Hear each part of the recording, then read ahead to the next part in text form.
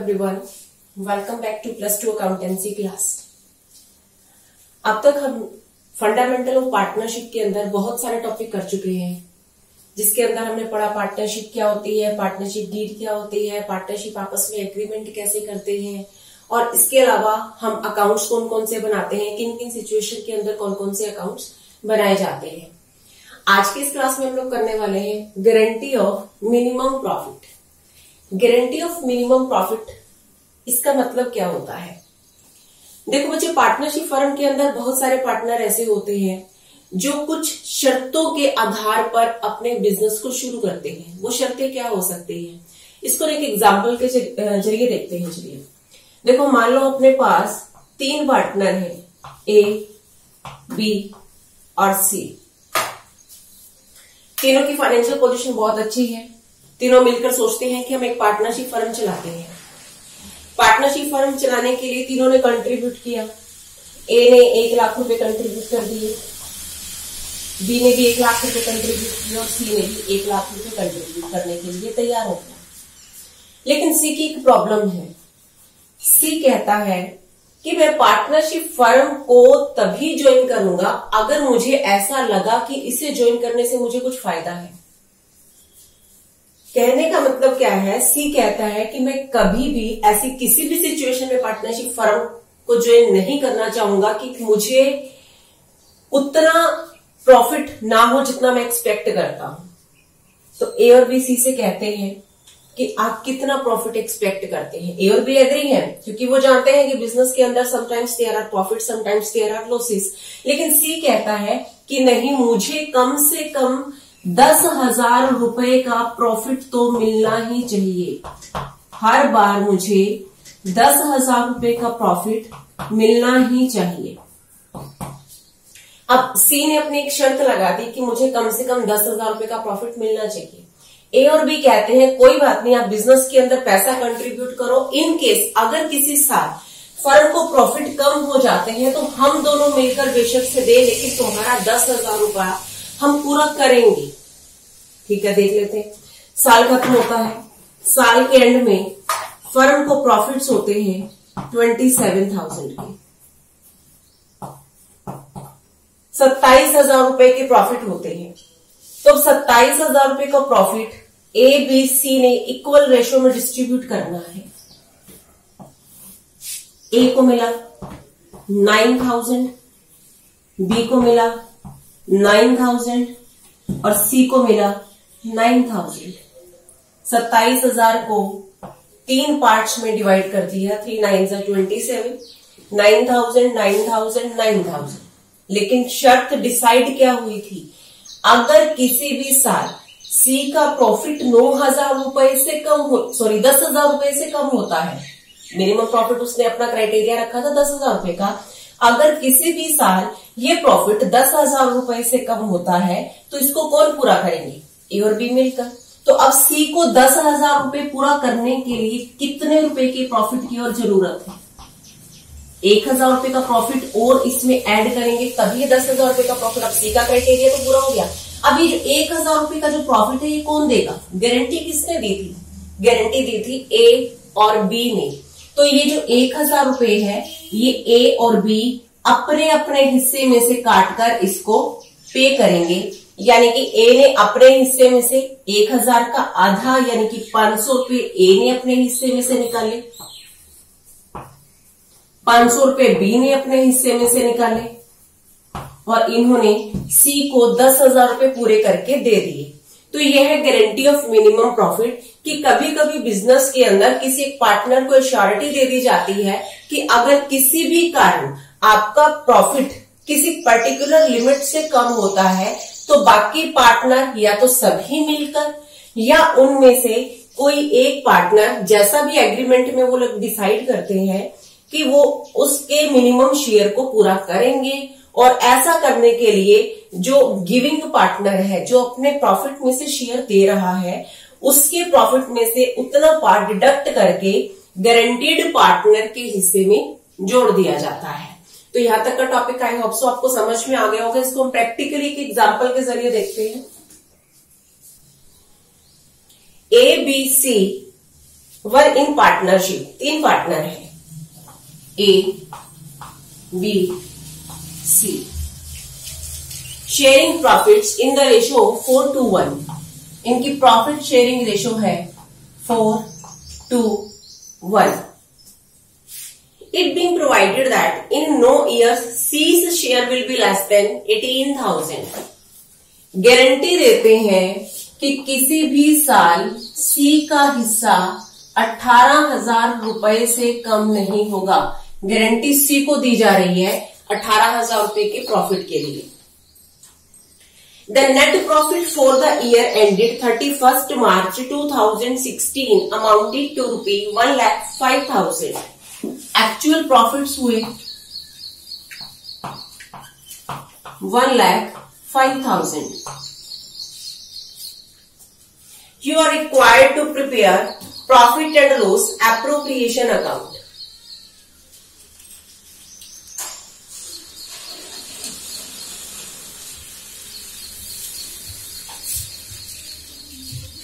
हमें profit and loss appropriation account बनाना है। अब यहां पर हम profit and loss appropriation account बनाने के लिए हमें क्या करना है, देखो हमारे पास कोई और ट्रांजैक्शन नहीं है, न किसी पार्टनर को कैपिटल पे इंटरेस्ट मिल रहा है, ड्राइंग पे इंटरेस्ट, सैलरी, बोनस वगैरह और कोई ट्रांजैक्शन नहीं है। हमें सिर्फ profit and loss appropriation account बनाना है, सिर्फ इस प्रॉफिट को डिस्ट्रीब्यूट करने के लिए। तो चलो फॉर्मेट बनाते हैं हम profit and loss appropriation account का। Profit and loss appropriation account for the year ended।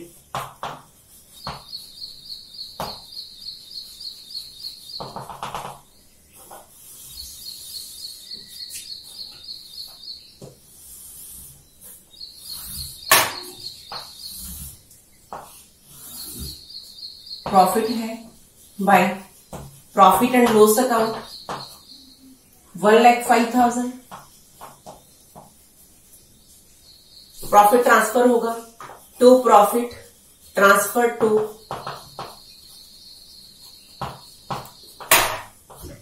Partners capital account, A's capital account, B's capital account, C's capital account. 1,05,000 रुपए का प्रॉफिट डिस्ट्रीब्यूट करते हैं। ए का शेयर था प्रॉफिट में 4/2/6/7, 4/7, 4/7। ये आ गया जी अपने पास 15,000, 60,000। निकालते हैं। बी का 1,05,000 मल्टीप्लाई बाय 2 डिवाइड बाय 7, 30,000। सी का 1,05,000 मल्टीप्लाई बाय 1 डिवाइड बाय 7, 15,000।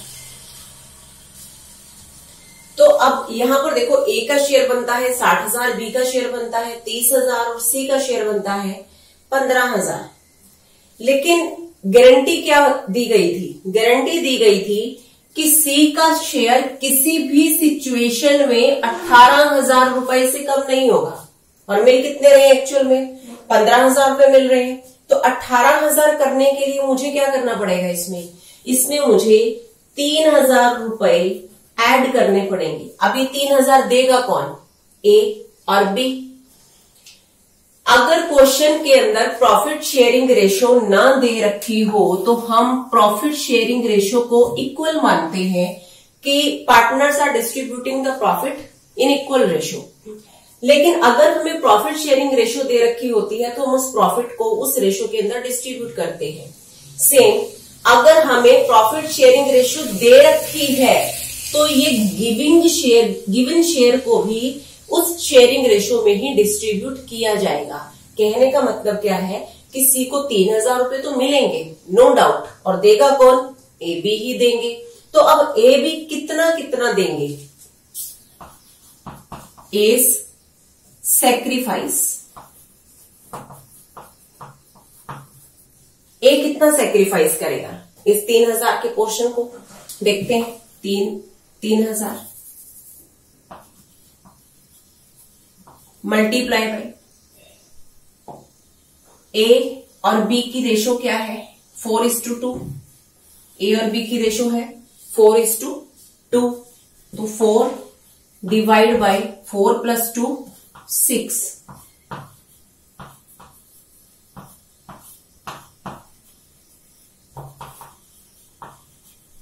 2000 ए ने 2000 रुपए सेक्रीफाइस किए। सेम ऐसे ही बी का सेक्रीफाइस निकालते हैं। बी सेक्रीफाइस टोटल 3000 रुपए का सेक्रीफाइस किया जाना है। मल्टीप्लाई बाय बी का पार्ट यानी कि 2 divide by sum of ratio यानी कि 6 1 3 1। तो बी ने सेक्रीफाइस किया 1000 रुपए का। तो यानी कि डिसाइड हो गया कि ए अपने हिस्से में से 2000 रुपए घटाएगा, बी अपने हिस्से में से 1000 रुपए घटाएगा और ये 3000 पूरे करके सी को दे देंगे। तो हम इसको यहां पर लिखेंगे कैसे? तो ए के कैपिटल का हिस्सा हमारे पास था 60,000 का, माइनस गिवन टू सी को कितना दिया इसने, ए ने 2000।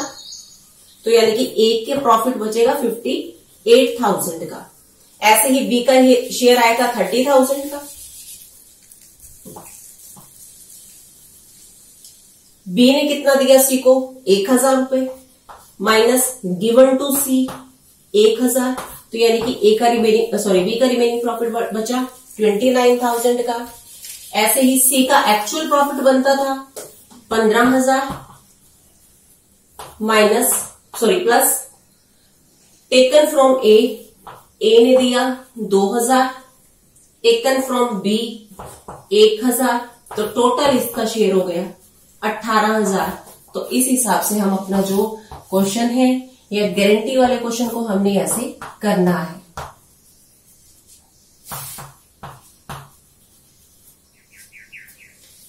इसके बाद एक क्वेश्चन हम और देख लेते हैं।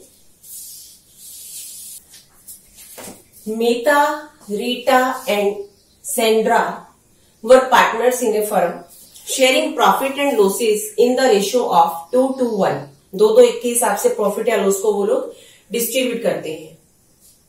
लिख लेते हैं पार्टनर्स में Mita, Rita and Sandra. Profit sharing ratio है 2:1। Mita had personally guaranteed that in any year Sandra's share of profit after allowing interest on capital to all partners at the rate of 5% per annum and charging interest on drawing at the rate of 4% per annum would not be less than 10,000। दोबारा से पढ़ती हूं, देखो।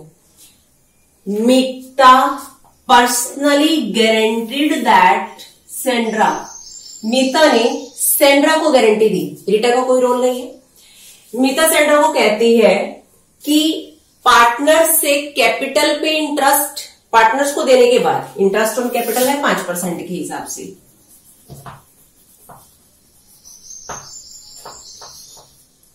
Partners को 5% interest capital पे देने के बाद और ड्राइंग पे इंटरेस्ट लेने के बाद, इंटरेस्ट ऑन ड्राइंग 4% लेने के बाद जो भी प्रॉफिट आएगा उस प्रॉफिट में से तुम्हारा हिस्सा किसी भी सिचुएशन में 10,000 रुपए से कम नहीं होगा। गारंटी कौन दे रही है? मीता दे रही है। तो यानी कि सेंड्रा को अगर इस रिक्वायर्ड प्रॉफिट से, इस गारंटीड प्रॉफिट से कम मिलता है तो कौन अपने हिस्से में से काटेगी? सिर्फ मीता काटेगी, रीटा का इसमें कोई रोल नहीं है।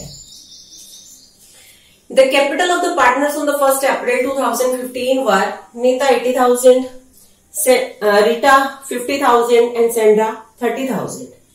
The net profit for the year ended 31st March 2016 before allowing or charging any interest amounted to rupees 40,000. साल के दौरान उन्हें प्रॉफिट हो रहा है 40,000 रुपए का। Mita has withdrawn 4,000 on 1st April 2015. Mita ने 4,000 रुपए 1 अप्रैल 2015 को निकाले।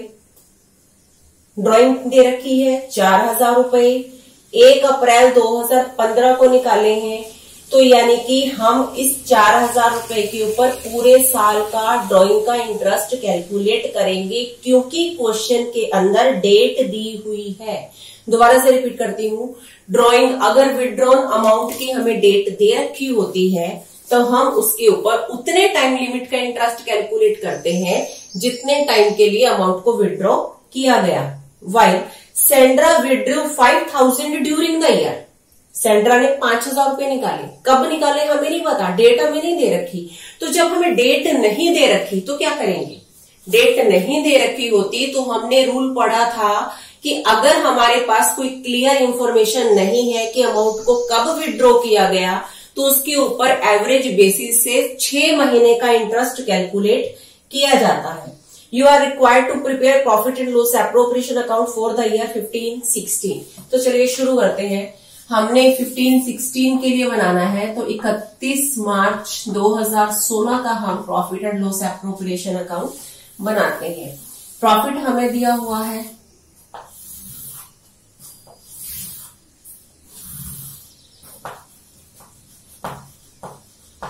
Bye profit and loss account, 40,000 रुपए का प्रॉफिट हमें दिया हुआ है। कैपिटल के ऊपर इंटरेस्ट कैलकुलेट करना है, 2 इंटरेस्ट ऑन कैपिटल,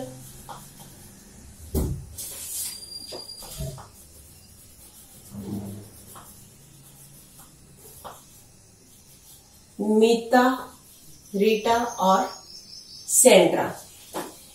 मीता की कैपिटल थी 80,000, इंटरेस्ट कैपिटल का हमें है 5% के हिसाब से कैलकुलेट करना।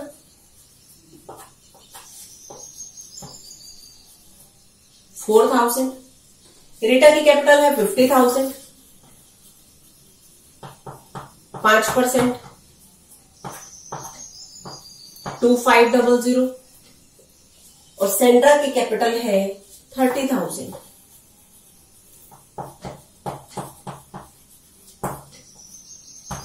1500।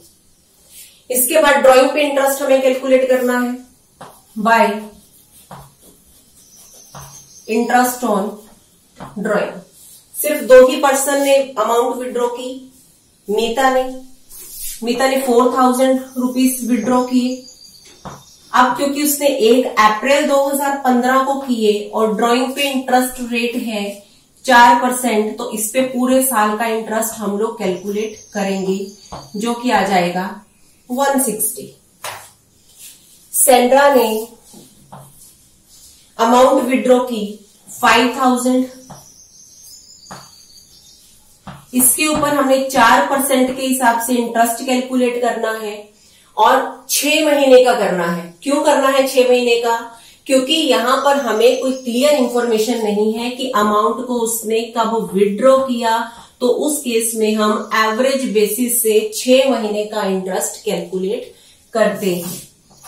तो इसके बाद जो बचा हुआ प्रॉफिट है उसे पार्टनर्स डिस्ट्रीब्यूट करेंगे। To profit transfer to Meeta, Rita, Sandra. Profit को डिस्ट्रीब्यूट करना है। देखो जी, अपने पास प्रॉफिट था 40,000, जिसके अंदर ये दोनों अमाउंट को हम लोग ऐड कर देंगे।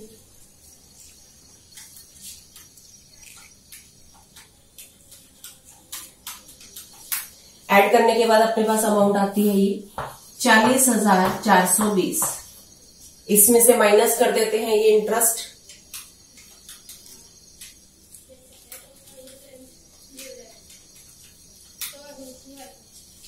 ये माइनस करने के बाद इस प्रॉफिट में से इनको माइनस करने के बाद डिविजिबल प्रॉफिट बचता है अपना। डिविजिबल प्रॉफिट जो पार्टनर्स में हमने डिस्ट्रीब्यूट करना है 32420। इसे हमने 3 पार्टनर्स में डिस्ट्रीब्यूट करना है। सेंड्रा प्रॉफिट शेयरिंग रेशो हमको दे रखी है, तो हम इसको प्रॉफिट शेयरिंग रेशो के हिसाब से डिस्ट्रीब्यूट करेंगे। 32420 multiply by 2 divide bye 5।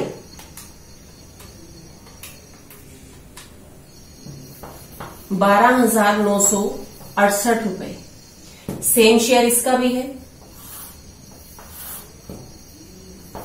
32,420 multiply by 2 divide bye 5, 12,968 रुपए। और 32,420 मल्टीप्लाई बाय 1 डिवाइड बाय 5, क्योंकि इसका पार्ट 1/5 के हिसाब से निकालेंगे हम।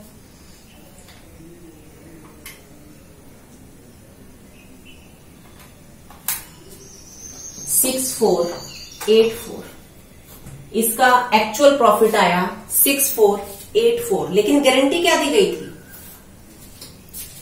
गारंटी दी गई थी कि किसी भी सिचुएशन के अंदर सेंड्रा का प्रॉफिट 10,000 रुपए से कम नहीं होगा। तो अब इसे 10,000 तो करना पड़ेगा। तो 10,000 करने के लिए देख लेते हैं कि हमें कितनी अमाउंट और ऐड करनी पड़ेगी। हमें ऐड करने पड़ेंगे 3,516 रुपीज, तब इसका 10,000 रुपए हो जाएगा। गारंटी किसने दी थी? मीता ने दी थी। तो गला किसका पकड़ा जाएगा? मीता का पकड़ा जाएगा। तो यानी कि अब मीता के शेयर में से 3,516 रुपए माइनस हो जाएंगे।